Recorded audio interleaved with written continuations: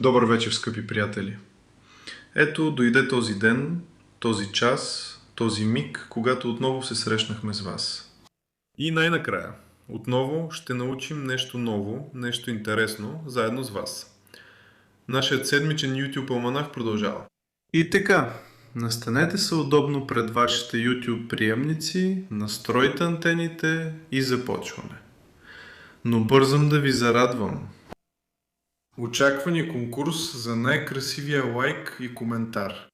И така, сложете поне един лайк под това видео и чакайте, когато системата с изкуствен интелект ви избере.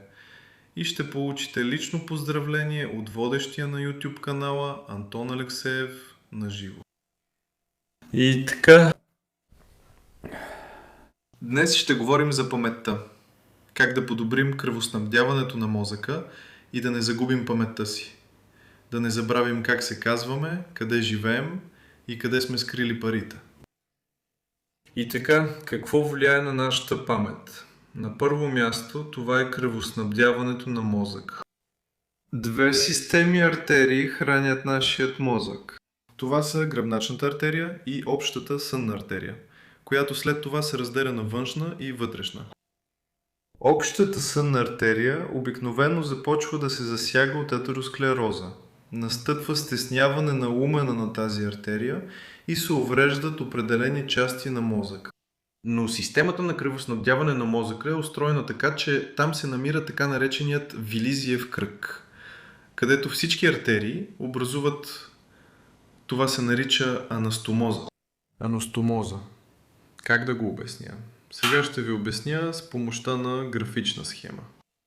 Ето, да речем, че нашите сънни артерии са влезли в мозъка. И са влезли, представете си, че това е триизмерно, нещо такова. Общо взето, това е малко отпред, а това е малко отзад. И всичко устроено така, че не просто определена артерия, а тя кръвоснабдява определена част от мозъка. Но за всеки случай е направено така, че ако просветът на артерията, ето го, изведнъж по някакъв начин се стесни или изобщо кръвта не тръгне по артерията, на помощ идват съседните артерии, които вътре в черепната кухина образуват така наречените анастомози. Тоест, те, виждате, са свързани една с друга. Ето. Както в канализационните тръби. Практически във вашата глава е същото. И затова, когато кръвта не тече по една тръба, а ето тук, виждате вече по-нататък няма да тече, това е вече тук вътре, след като те са се съединили. Ако, например, ето тук някъде се е запушило, веднага по другата тръба всичко тръгва. Ето. Понякога спасява, понякога не спасява. Всичко зависи от това дали ще имате късмет или не. Такъв е животът. Но, като цяло, има система, тя трябва да работи. Но в идеалния случай не трябва да има такова нещо, че някъде нещо се е стеснило, някъде кръвта не отива, от някъде кръвта не изтича. Защото един проблем е, че кръвта не е дошла, а втория проблем е, че тя не си тръгва оттам. Получава се отток. Старата кръв се натрупва, новата прясна не може да дойде. Старата й пречи. Застойно явление – нарушение на венозния отток. Ако направите ултразвуково изследване на шията и главата, при много хора ще се открие такова нарушение. И така, първата е сънната артерия. Втората артерия е гръбначната артерия. Гръбначната артерия, ето нейната особеност, е, че се намира точно вътре, виждате ли, в напречните израстъци на прешлените. Сега ще ви покажа по-близо. Вижте, ето я, ето тук се намира. Ето гръбначния стълб, точно вътре в прешлените се намира. Има една особеност. Когато завъртим главата си, просветът на тази артерия може да се стесни. При някои хора дори се случва да се притисне напълно. Имаше такива изследвания, аз съм виждал, че караха хората да въртат главите си и наблюдаваха дали се променя кръвоснабдяването им или не. И ако завъртите главата си и дълго време останете в това положение, дори при здрав човек настъпва промяна в самия лумен на гръбначната артерия, плюс още и Количеството кръв, преминаващо през артерията, също се променя. Но в идеалния случай това не трябва да се случва. И има няколко нива, на които може да се притисне нашата гръбначна артерия. Първото е преди да влезе в този гръбначен канал, преди още да е попаднала в тази първа дупчица. Второто е вече в самия гръбначен канал, вътре в него. Третото е след излизането. Ето там, където се намират тези къси разгъвачи на врата, много често се притиска. Най-честото място, където се притиска гръбначната артерия толкова значително, че да предизвиква и главоболие, и световъртеж, и проблеми с паметта, е именно спазъмът на късите разгъвачи. Доста често се случва това. На второ място е самият гръбначен канал, каналът на гръбначната артерия. И трето, това вече е по-рядко, това е стълбовидният мускул. Преди влизането на гръбначната артерия в този канал, тя се притиска. Не при всички има такава анатомична особеност. На някои просто не им е провървяло, може би. При скъсяване на стълбовидният мускул също се случва така, че кръвоснабдяването на мозъка се променя. А със сънната артерия? Какво става със сънната артерия? Много често там просто се развива атеросклероза. При атеросклероза трябва да се въздейства с малко по-различни методи. А сега ще поговорим за гръбначната артерия, как да направим така, че тя постоянно да кръвоснабдява добре главния мозък и да няма различни нарушения. Ако има остро нарушение на мозъчното кръвообращение, това се нарича инсулт. Ако е хронично, постепенно възниква такава хипоксия на мозък, нарушение на кръвоснабдяването и се появяват различни участъци. Може да се каже увреждания на главния мозък. Това не е толкова критично увреждане, като например инсулт. Тоест няма да се случи така, че ръката или кракът да спрат да се движат.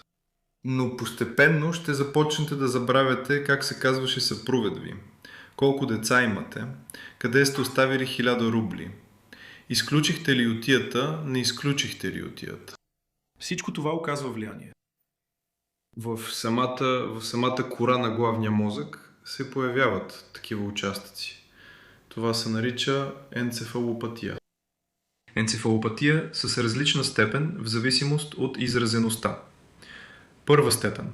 Това е просто леко главоболие. Втора, трета степен вече са на лице по-изразени нарушения. Може да стигне до там, че да забравите къде живеете. Излезли сте за хляб и не помните къде да се върнете. Купили сте хляба, ще трябва да го изядете направо на улицата. Приятели, какво да правим? Как да постъпим? И тук на помощ ни идват последните разработки на Ядринския масажно-строителен комбинат, където са създали ето такъв прекрасен масажор. Наред с ето такова масажно топче, виждате, се появиха и ето такива интересни неща, които могат да се използват. Като ги прикрепите към стената, например ето така, ги фиксирате. И тук можем много внимателно... Къде е тя? Ето. Проработваме самите къси разгъвачи. Не само легнали, да, както бихме направили с топка, но и изправени. Тоест, цялата тази област, вижте, ето тук, подтилните мускули, могат много добре да се проработят. Ето такива специални масажори, виждате, вече ги има. Но е трудно да се намерят, няма ги навсякъде, може и с топче. Разликата при топчето, виждате, е в това, че то действа по-плоско. Няма да достигнете до тези дълбоки мускули. А такива уреди ви позволяват, виждате, хоп, директно тук, точно да въздействате върху групата на тези мускули, късите разгъвачи. Как се използват те? Тоест, ако го използваме в изправено положение, просто го прикрепяме, да речем, и го намираме. Къде е? Ето отзад, натискаме върху него. И по този начин, ако много боли, просто държим, търпим, чакаме, ага, така. И започваме така, да си спомним първата буква от името си. Спомнихме си. Значи, вече кръвта по-добре е започнала да достига до мозъка ви. След това се преместваме на втората точка и започваме да я масажираме. Така, вече си спомняте кой сте. Мъж, жена, всичко е ясно. Паметта постепенно започва да ви се връща. Ето, после леко се обръщате настрани и вече младите години изплуват в паметта ви. Спомняме си как като млади ходахме за риба с приятели. Ето така обработваме от едната и от другата страна. От двете страни. Също така може да се прави и легнал. Какво е принцип? В това, че когато отпускате мускула, артерията, която минава наблизо, се освобождава. Тя спира да бъде притискана от тези мускули. Значи това е първият етап. Това е премахване на спазъм от късите разгъвачи на врата.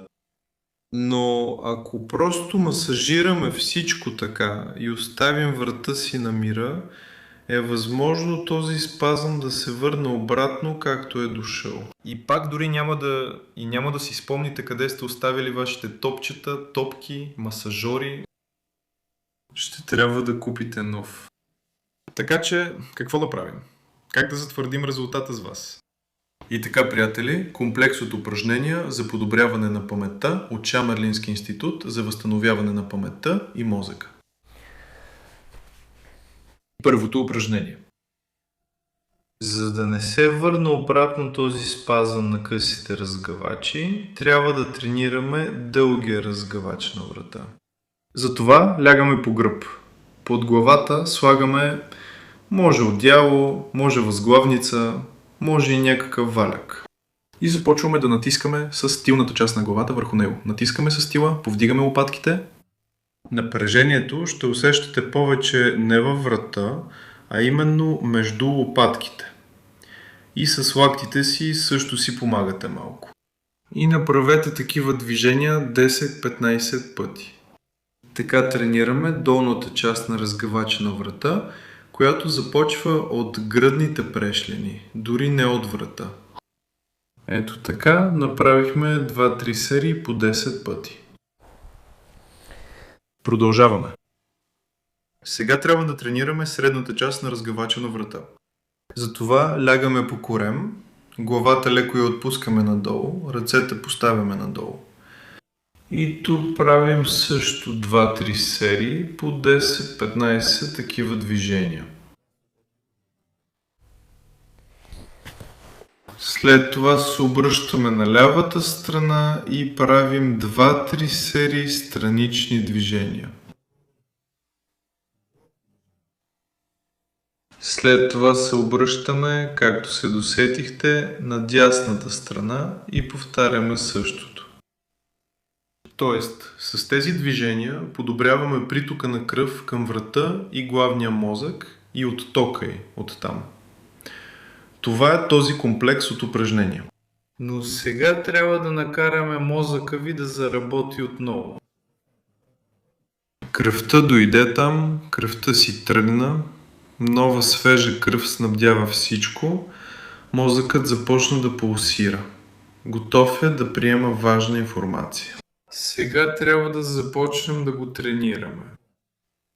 И едно от най-добрите упражнения, които може да се правят ежедневно, е точно за тези, които имат проблеми с паметта, които забравят. Всичко подред. Какво си направил, какво не си направил. Ето такова нещо. Легнали сте в леглото, приготвили сте се да спите и започнете да си спомняте целия си ден. Как сте се събудили, какво сте направили, как сте тръгнали, измили сте си зъбите, как сте яли, къде сте отишли после. И така се опитайте да си спомните целия ден в подробности, до момента, в който сте легнали да спите. Обикновено всичко свършва някъде около обяда, вече ще сте заспали. Тоест това е и допълнителен начин да заспите за тези, които имат проблеми с това. Но ако успеете поне до към 4 следобед да си спомните какво се е случвало и къде, това вече ще е плюс. Тоест, това е едно от най-добрите упражнения за възстановяване на работата на мозъка. Защо е добро? Защото тренирате паметта си именно върху минали събития. Тоест това се различава от това, когато, например, учите таблицата за умножение. Да, повтаряте азбуката, примерно, преглеждате числата, за да освежите знанията си от 1 до 10, от 10 до 20 или по-сложни неща, вече сте повторили някои моменти. Тук тренирате паметта си именно върху минали събития, които са се случили с вас. И за това мозъкът ще работи по-добре по отношение на запомнянето на обща информация. Накратко, опитайте и сами ще видите, че това е доста добро упражнение. Откъде го знам? Сега ще разкажа. Веднага ще започнете да го правите, след като разберете откъде го знам. Когато учих в училище, имахме учител по физика. Фамилията му беше Горбенко. А как се казваше, не помня, защото не съм правил това упражнение. Ако го бях правил, щях да запомня, но запомних само фамилията. И въобще той имаше много добра памет. Той беше в книгата на рекордите на Гинес, защото беше запомнил колко хиляди, 2000, 3000 знака след запетаята на числото пи. Представете си, числото пи, вие изобщо не знаете какво е това, а той беше запомнил и знаците след запетаята. Ето, и той казва, ако искате да можете същото като мен, правете това упражнение веднъж на ден и ще имате същия резултат. Какво ще кажете, приятели? Дами, целувам вашите харесвания, а на мъжете стискам ръка за коментарите. До нови срещи, скъпи приятели! Приятели, опитайте това упражнение. В коментарите напишете дали ви е помогнало или не. Напишете също какви упражнения за възстановяване на паметта използвате. Мисля, че те не са много ефективни, защото много от вас пропускат началото на видеото и забравят да се абонират за канала, да натиснат камбанката, да харесат и да оставят коментар. Целувам вашите лайкове, уважаеми дами, и стискам ви ръката за коментарите, уважаеми господа. До нови срещи в ефира, до нови предавания. Слагаме лайкове, оставяме коментари. Не забравяйте, правете упражнението.